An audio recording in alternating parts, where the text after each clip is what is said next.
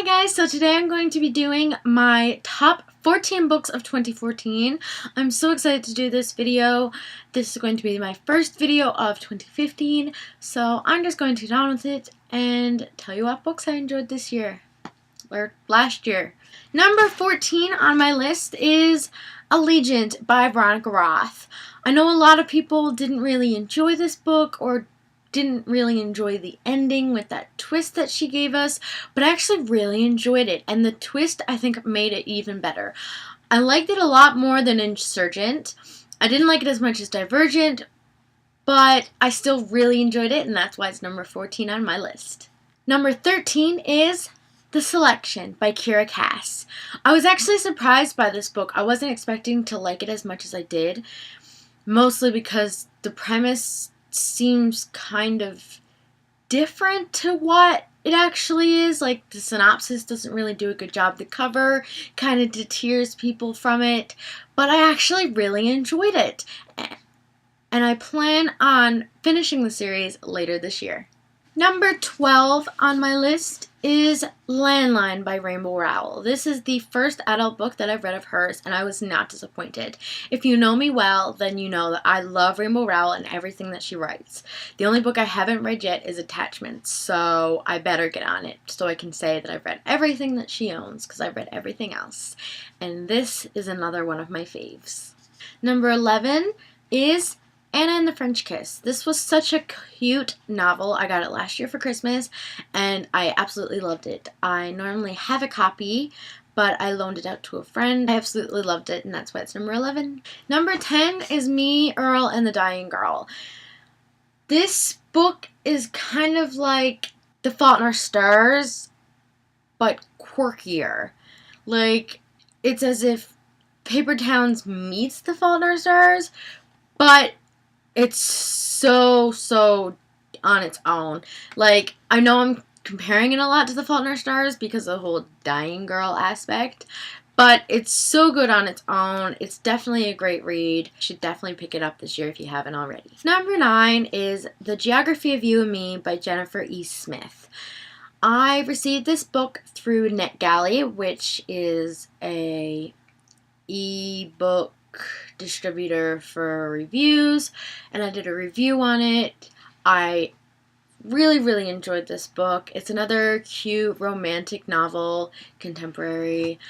I really like the travel aspect of it, and I look forward to reading more of her books this year. Number 8 is Crank by Ellen Hopkins. This was the first book I've read by Ellen Hopkins, and I absolutely loved it. It was such a nice, quick read. The prose aspect of it was such a change for me, and I really enjoyed it. I definitely suggest any of her books to you. I've only read the Crank series so far, but I hope to get into Burned, and I believe I have Impulse in there, so I look forward to reading more of her books soon. Number 7 is Aristotle and Dante Discover the Secrets of the Universe by Benjamin Elier Sands. I really enjoyed this book. It was such a beautiful book. There were times where I had to stop reading it just to like take a breath and contain myself because it was so well written and so many amazing, incredible things happen in this book. It's definitely a must read if you haven't read it already. The next book is actually a trilogy, and that is Under the Never Sky by Veronica Rossi. I read this book. I read the trilogy, read it this year. It was absolutely fantastic. I hadn't binged through a series since Twilight, and unlike Twilight, I didn't get bored with the characters or the plot. I really enjoyed it. Actually, Into the Still Blue was probably my favorite of the 3. So it's not very often that you get a series where each book is better than the next and the writer just gets better and better. So I absolutely love this book. As Ginger Reed Laney calls it, it's crack cocaine. Number 5 is Anya's Ghost by Vera Brosgol. There we go. This is a graphic novel. It has purple pictures, so it's purple and white. It was such a cute, quick read. I picked it up recently. I haven't even hauled this yet. So expect that coming up in a haul soon. I really enjoyed this. Such a quick read. Definitely suggested. I've had to take this back from my roommate because she's currently borrowing it to read it. If you're in a reading slump, definitely pick this one up. It was great for me. Number 4 is Not That Kind of Girl by Lena Dunham. Normally I have a hard copy, but mine is missing for some reason, so here it is with the picture.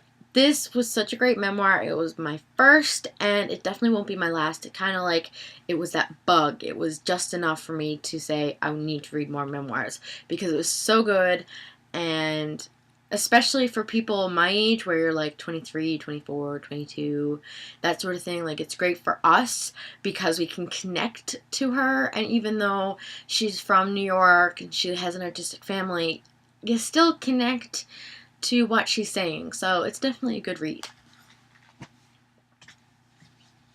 Number 3 is Ready Player One by Ernest Cline. This book was so fun. It's based on a video game world, and I actually felt like I was literally just reading a video game. It was so fun. Such a good read. Definitely check this one out if you love video games, or if you don't, still check it out because it was so good. Number 2 is If I Stay by Gayle Forman. This book came out a while ago, but the movie came out this year, and that's why I read it. And there we go. And I really enjoyed this book. I read it in one sitting, which I don't usually do very often. 4 hours, that's all it took me to read. It's not a very big book. Such a good read. I've read both this one and Where She Went, but this one trumps Where She Went because it was so good. The movie was also really well done, I believe. I really liked it, and I'm really excited to read Gayle Forman's other books. And now, the number 1 book of 2014 for me was, and if you know me, you should probably be expecting this, and this is Fangirl by Rainbow Rowell. This was one of the first books I read this year, and it has stuck with me through the entire year. This book is my absolute favorite book ever. I connected so much with Kath, and it was just perfect. And I'm so excited that we're going to be getting some more from kind of this world. It's based on the Simon Snow character. It's called Carry On, so we're going to be getting Kath's fan fiction, which is so awesome. I'm so excited to read that. So this was the number 1 book of this year. Definitely check this out if you haven't. Check out anything by Rainbow Rowell. So that's my list of my favorite books of 2014.